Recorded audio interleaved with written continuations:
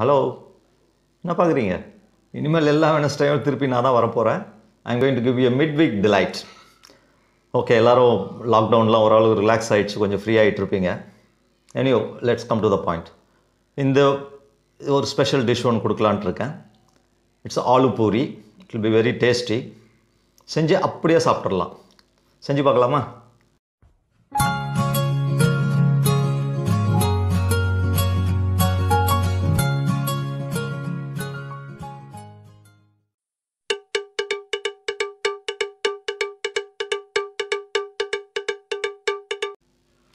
நான் மறந்துட்டேன். ஆனால் நீங்கள் மறந்துடாதீங்க சப்ஸ்கிரைப் பண்ண. இது வரைக்கும் சப்ஸ்கிரைப் பண்ணாதவங்க எங்கள் சேனலை சப்ஸ்கிரைப் பண்ணிடுங்க. ஆட்டா 300 கிராம், வேக வச்ச உருளைக்கிழங்கு 2, சீரகம் 1 டீஸ்பூன், ஓமம் 1 teaspoon, red chilli flakes 1 teaspoon, ரவை 3 டேபிள் ஸ்பூன், புதினா 1/2 கப், மஞ்சத்தூள் 1 டீஸ்பூன், ஆயில், உப்பு தேவையான அளவு. ஆலு பூரி செய்கிறதுக்கு 2 கப் ஆட்டா எடுத்திருக்கேன்.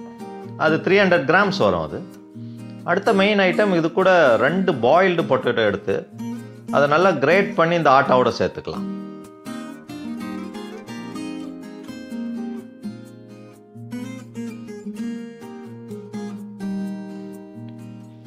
ரெண்டு உருளைக்கிழங்கையும் நல்லா கிரேட் பண்ணியாச்சு. இப்போ இனிமேல் இதில் எல்லா மசாலாவும் சேர்க்க வேண்டியது தான்.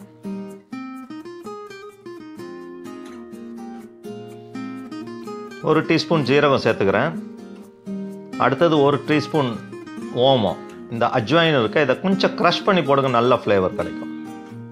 Next chilli flakes, red chilli flakes 1 teaspoon. இது இல்லைன்னா நீங்கள் மிளகாத்தூள் சேர்த்துக்கலாம். 1 டீஸ்பூன் மஞ்சள் சேர்த்துக்கலாம், நல்ல கலர் கொடுக்கும். அடுத்தது 1 டீஸ்பூன் சால்ட். இது இந்த 300 கிராம்ஸ் ஆட்டாக்கு கரெக்டாக இருக்கும். அது ஒரு ஹேண்ட்ஃபுல் ஆஃப் புதினாவை நல்லா நைஸாக சாப் பண்ணி வச்சுருக்கேன், அதையும் மிக்ஸ் பண்ணிக்கலாம். அடுத்தது 3 டேபிள் ஸ்பூன் ரவை, இதையும் சேர்த்து நல்லா மிக்ஸ் பண்ணிக்கலாம். அந்த மிக்சரை ரவை போடுறது நல்ல ஒரு கிறிஸ்பினஸ் கொடுக்கும், அதுக்காக தான் நான் அந்த ரவையை ஆட் பண்ணுறேன். இப்போ எல்லாத்தையும் நல்லா மிக்ஸ் பண்ணிவிட்டு கொஞ்சம் கொஞ்சமாக தண்ணி ஊற்றி மிக்ஸ் பண்ணுங்கள், நிறையா ஊற்றிடக்கூடாது. நல்ல ஒரு சாஃப்ட் ஒரு கன்சிஸ்டன்சி கொண்டு வந்துடலாம்.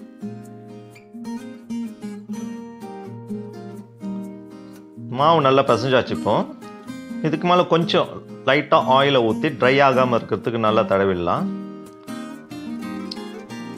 அதுக்கு பிறகு நல்ல ஒரு க்ளீன் ஒயிட் கிளாத் எடுத்து இந்த மாவை ஃபுல்லாக ரேப் பண்ணிடலாம். இதை நல்லா ரேப் பண்ணிவிட்டு மேலே மூடி போட்டு ஒரு 20 மினிட்ஸுக்கு அது செட் ஆகிறதுக்கு விட்டுறணும்.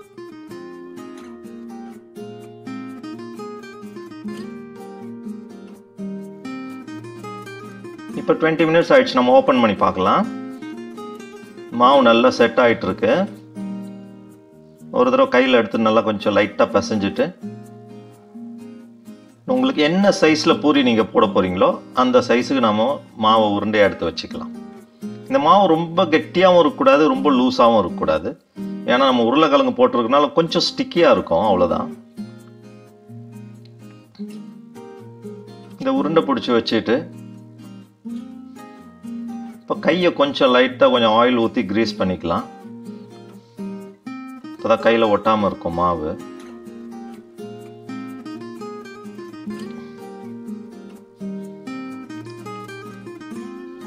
இப்போ இந்த ஒவ்வொரு உருண்டையை எடுத்து நல்லா பால் மாதிரி அழகாக உருட்டிட்டு இந்த உள்ளங்கை வச்சு லேசாக ப்ரெஸ் பண்ணி நல்லா தட்டையாக்கி வச்சுக்கலாம். அப்போ தான் உங்களுக்கு நீங்கள் ரோல் பண்ணுறதுக்கு நல்லா வசதியாக வரும்.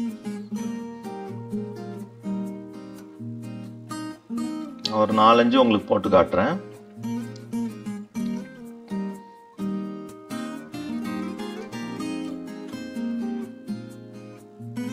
கரெக்டான பதத்தில் இருக்கு இந்த மாவு.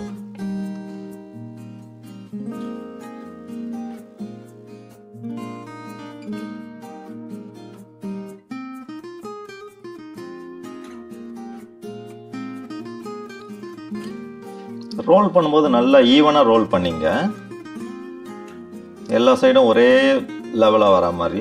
ஏன்னா நம்ம இதில் உருளைக்கிழங்கு வேறு போட்டிருக்கோம். கொஞ்சம் திக்காக தான் இருக்கும் பூரி, மெலிசாக இருக்காது.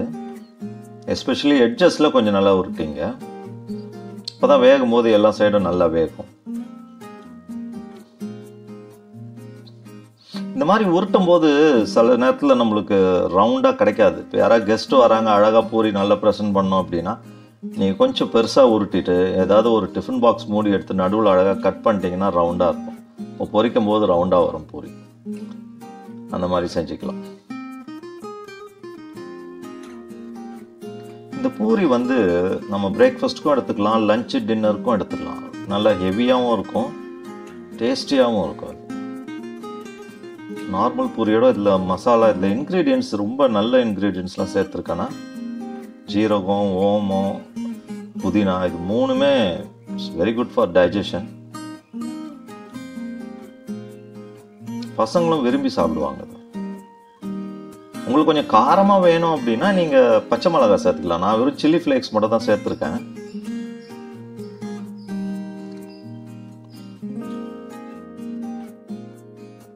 இப்போ நம்ம பூரியை ஃப்ரை பண்ண போகிறோம். இதுக்கு ஒரு கடாய் வச்சு ஃபஸ்ட்டு நல்லா ஹை ஃப்ளேமில் ஹீட் பண்ணிக்கலாம். இப்போ கடாய் ஹீட் ஆயிடுச்சு. இப்போ தேவையான அளவு எண்ணெய் ஊற்றி அதையும் ஹீட் பண்ணிக்கலாம். இப்போ எண்ணெய் நல்லா பாயில் ஆயிடுச்சுன்னு நினைக்கிறேன். இதை பார்க்குறதுக்கு சின்ன ஒரு மாவு உருண்டி நீங்கள் உள்ளே போட்டிங்கன்னா அது உடனே மேலே வரும். இப்போ எண்ணெய் ரெடின்னு அர்த்தம். இப்போ நம்ம ஒரு பூரியை போட்டு ஃப்ரை பண்ண ஆரம்பிக்கலாம். கரண்டியால் லேசாக எல்லா சைடும் அப்படியே லைட்டாக ப்ரெஸ் பண்ணி விட்டிங்கன்னா நல்லா எழும்பி வரும் பூரி. இப்போ ஃப்ரை ஆகும்போதே நல்லா அந்த மசாலா ஸ்மெல் வருது. ஒரு சைடு லைட்டு ப்ரௌன் ஆனோன்னு மெதுவாக திருப்பி போட்டுங்க.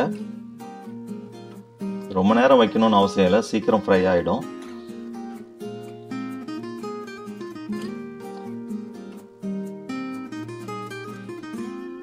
இப்போ அடுத்த சைடும் ஓரளவுக்கு ஃப்ரை ஆகுது.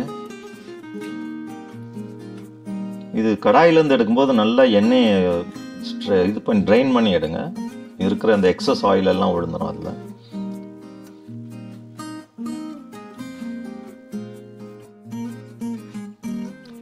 எல்லாத்தையுமே உங்களுக்கு நான் பொரிச்சு காட்டிடுறேன். ஆயில் நல்லா சூடாக இருக்குது, அதனால் நீங்கள் மீடியம் ஃப்ளேம்லேயே வச்சுக்கலாம். போட்ட உடனே ஒரு சைட் ப்ரௌன் ஆகி இதாகிடுச்சு பாருங்கள், நல்லா எழும்பி வருது. இந்த பூரியில் நல்ல இன்க்ரீடியன்ட்ஸ்லாம் இருக்குது. நான் சொன்ன மாதிரி இந்த புதினா, ஓமம், ஜீரகம், that will take care of your stomach. உங்களுக்கு இன்டைஜஷன் ப்ராப்ளமே வராது. பட் சில பேர் ரொம்ப ஹெல்த் கான்ஷியஸாக இருப்பாங்க. நான் கேள்விப்பட்டிருக்கேன், நிறைய பேர் சொல்லியிருக்காங்க நான் பூரி சாப்பிட மாட்டேன், ஆயில் அவாய்ட் பண்ணணும் அப்படின்ட்டு. அவங்களுக்குலாம் ஒரு சின்ன டிப்ஸ் தரேன். இதே மெத்தடில் நீங்கள் மாவெல்லாம் ரெடி பண்ணி மாவு உருண்டை கொஞ்சம் பெருசாக்கி சப்பாத்தி மாதிரி உருட்டிடுங்க.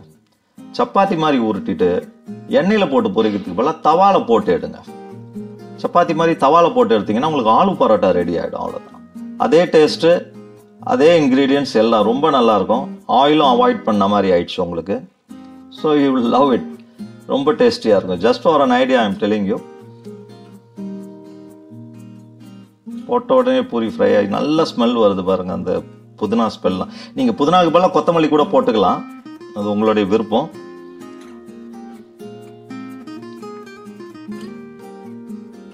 ஸோ லாஸ்ட் பூரி நான் அதையும் பொரிச்சு காட்டிடுறேன். நான் everything is ready to serve.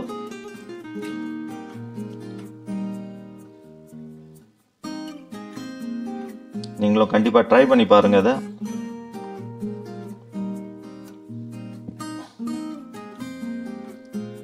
Okay, it's ready to serve. இந்த ஆலு மசாலா பூரி உங்களுக்கு பிடிச்சிருக்கும்னு நினைக்கிறேன். கண்டிப்பாக பிடிக்கும். நான் முதலே சொன்ன மாதிரி இது அப்படியே சாப்பிட்றலாம். இது கூட வேறு எதுவுமே வேண்டாம். ஜஸ்ட் ஒரு கர்டில் வந்து வெங்காயமும் வெள்ளரிக்காயும் சின்ன சின்னதாக வெட்டி கர்டோட மிக்ஸ் பண்ணி கொஞ்சம் பெப்பர் அண்ட் சால்ட் போட்டு அதை வச்சே சாப்பிட்லாம். ரொம்ப அருமையாக சூட் ஆகும். அதுக்கு வேறு எந்த சைட் டிஷ்ஷும் தேவையில்லை இந்த பூரிக்கு. செஞ்சு பாருங்கள். செஞ்சு பார்த்துட்டு எங்களுக்கு உங்களுடைய ஃபீட்பேக் கொடுங்க. Your comments are more important for as.